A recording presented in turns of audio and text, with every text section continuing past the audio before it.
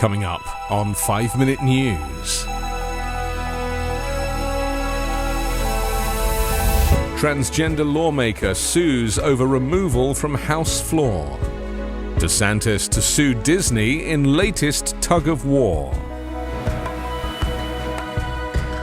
And more than 20,000 Russians killed in Ukraine since December. It's Tuesday, May 2. I'm Anthony Davis.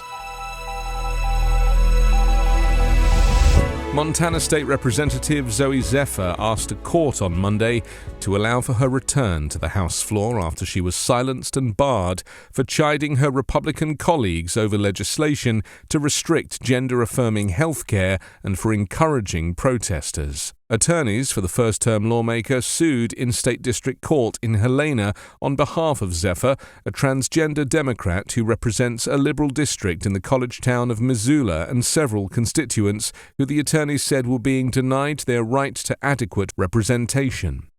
Zephyr, whose comments in the Montana legislature have made her a prominent figure in transgender rights and in conversations about the muffling of dissent in state houses, said in a statement yesterday that she and her constituents were targeted because I dared to give voice to the values and needs of transgender people like myself.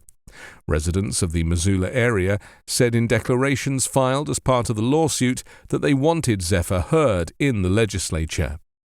Anna Wong, who lives in Missoula County with her transgender child, supported Zephyr in the 2022 election, with the expectation the lawmaker would speak out against the onslaught of bills targeting transgender youth. Suicide among transgender youth is not imaginary, Wong said. It is not a game and it is not a political foil. It is real, it is heartbreaking, and it is the responsibility of my representative to speak out against bills promoting it. Republicans achieved a supermajority in Montana during the 2022 election and now control two-thirds of the state House and Senate, in addition to the governor's office. Days after Disney sued Florida's governor in federal court for what it described as retaliation for opposing the state's so-called Don't Say Gay bill, Disney World's governing board, made up of Governor Ron DeSantis appointees, filed a lawsuit on Monday against the entertainment giant.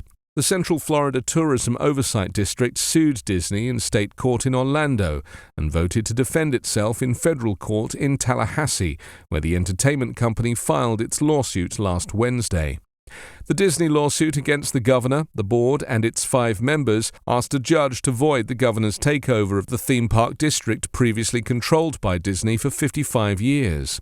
The Oversight Board's lawsuit seeks to maintain its oversight of design and construction in the district that governs Disney World's 25,000 acres, after the previous Disney-controlled board signed over those powers to the company before the DeSantis-appointed board members held their first meeting earlier this year.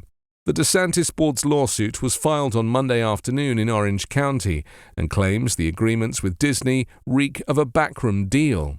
The previous board members failed to give proper notice about the agreements, lacked the authority to make them, unlawfully delegated governmental authority to a private entity, and the agreements are unenforceable under Florida, according to the suit. Disney filed its lawsuit last week after the oversight board appointed by DeSantis voted to void a deal that gave the company authority over design and construction decisions in its sprawling properties near Orlando.